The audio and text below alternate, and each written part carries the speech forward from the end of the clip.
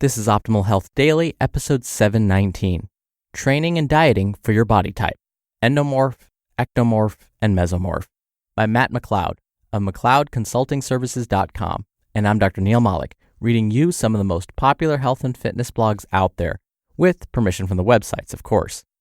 Now, the post I'm about to read to you is going to talk about body type, and ectomorph, mesomorphs, and endomorphs. And in fact, Arnold Schwarzenegger made these concepts popular in his book, The Encyclopedia of Bodybuilding.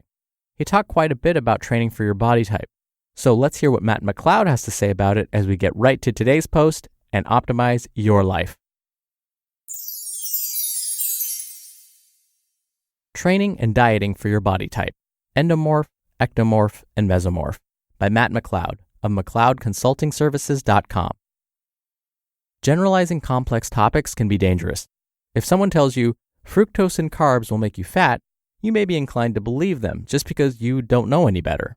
However, while this statement can be true, it isn't always so. You still need to be in a calorie surplus to gain fat. They are generalizing fat gain without providing additional necessary context. This is what people have done over the years when trying to classify themselves as ectomorphs, endomorphs, and mesomorphs. These are also known as our somatotypes. This idea came from Dr. William Sheldon in the 1940s to help generalize people into certain categories to better understand them. That's about as far as I'm going to go into the history of it, because I'm here to tell you somatotypes are BS. Here's why somatotypes are BS. First, a brief rundown of what they claim to be. Ectomorphs. These include people with slender frames, narrow shoulders and hips, very fast metabolisms, and small bone structures. Then there are the mesomorphs, who have a medium build, wide, broad shoulders. They're fairly lean with a hard body, can gain muscle easily, and have muscled arms and legs. Then there are the endomorphs, usually short in height or stature, find it difficult to lose fat, have a bulky physique, a round body, and can gain both fat and muscle easily. They tend to have wide shoulders and hips. Now onto why that is all just rubbish nonsense. 1. You will never fall into only one body type. Take the famous bodybuilder Lee Priest, for example.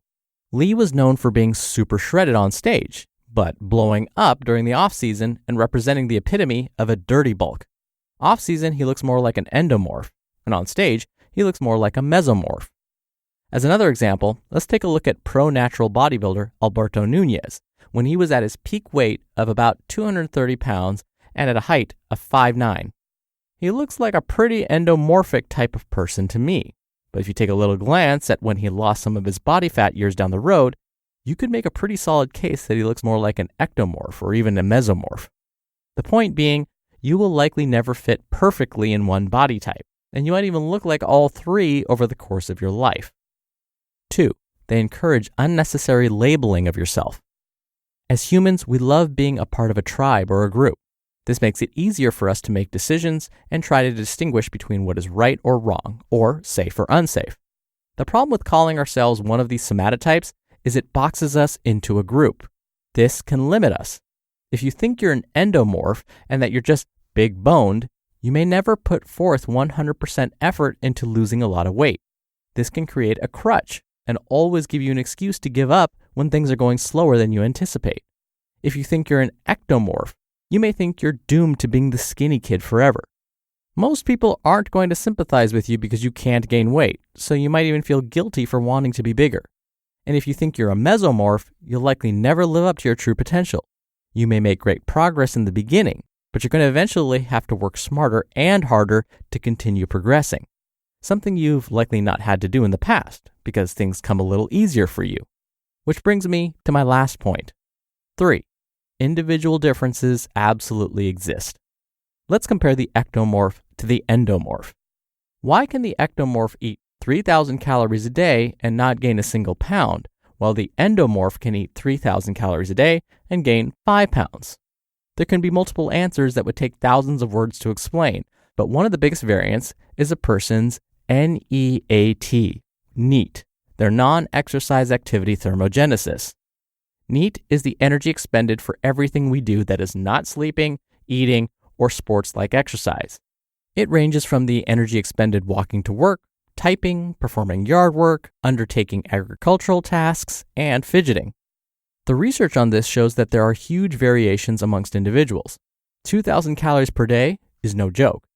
This means the ectomorph could potentially be burning 1,000 or more calories more than the endomorph. It's also been shown that obese individuals sit 2.5 hours more than their sedentary lean counterparts.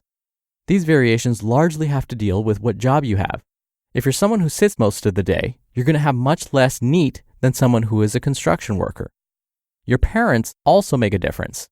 In one study, there were 16 non-obese volunteers who were fed an additional 1,000 calories per day over an 8-week period. The results showed 2 different outcomes.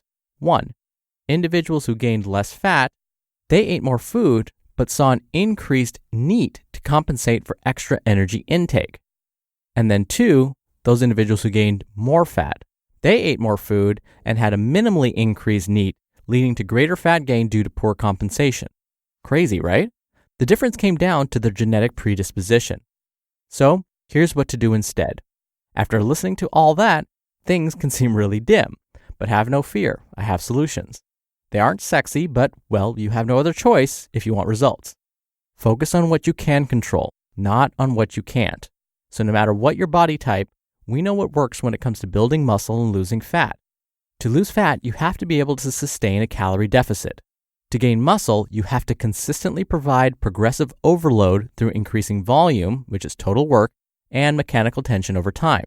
Your individual differences will make these goals easier or harder, but it is still your responsibility to put forth the necessary effort for personal experimentation. Basically, what I'm saying is figure out what works best for you and stop blaming your somatotype. And although somatotypes may sound like a godsend to solving all your fitness problems, they're only holding you back from what you could be. You just listened to the post titled Training and Dieting for Your Body Type, Endomorph, Ectomorph, and Mesomorph by Matt McLeod of McLeodConsultingServices.com. Dr. Neil again here for my commentary. Matt's absolutely right that when it comes to labeling ourselves a certain way, it can put us in that hypothetical box. We'll only see ourselves that way, and therefore it might hinder us from exploring other options or other opportunities, or thinking big picture. Earlier this week, we were talking about caveman brain and lizard brain. Our brain likes to use shortcuts, so using labels like this, putting ourselves into a group, I associate with ectomorphs. That's actually kind of our caveman/lizard brain. Our brain's trying to be lazy. I'll just do what ectomorphs are supposed to do, and then I'll get my results. Nope, doesn't work that way. Pretty much with everything, you have to experiment and find what works best for you, what suits your lifestyle. I've told this story before, but for 6 years, my buddy and I would work out consistently. We worked out 3 days a week, we had our routines, and I felt like I was super proud of all the gains I was making. One day, my wife and I were cleaning our office and we found some old photos. There just happened to be one of me with my shirt off. I looked at that picture and in my mind thought I looked much, much different in a better way now because I'd been working out consistently for 6 years. And so I pointed to the picture and I said, I look so much better now, don't I? And my wife, unintentionally, and I'm sure she didn't mean this to hurt me in any way, said, no, you pretty much look the same. That hurt. Probably the biggest insult you could tell anyone who's been working out consistently is, nope, you look pretty much the same as you did 6 years ago when you first started working out. But I'm glad she said that, even though I didn't talk to her for the next hour, because it woke me up. I realized I was in this box. I didn't experiment with other routines. I hadn't tried anything else. I was comfortable. And look, it got me nowhere. So I tried other routines. And when I did that, I improved so much. And now when I see older pictures of myself and compare that to me now, I know that there are big differences. And when I do feel confident enough to ask my wife if she agrees, I'll do that. And usually she does agree. So if you're not achieving the results you want, it may be time to think outside that box. All right, speaking of pictures, before I go, if you want to see pictures of us hosts of the optimal shows, not necessarily shirtless, of course, plus quotes, behind the scenes stuff, and lots more, come follow us on Instagram. You can find us at oldpodcast.com. We'd love to see you there, and we do bonus book raffles there also. Again, that's at Old Podcast. All right, that'll do it for today. I'll be back here tomorrow for our usual Friday Q&A, so stay tuned for that.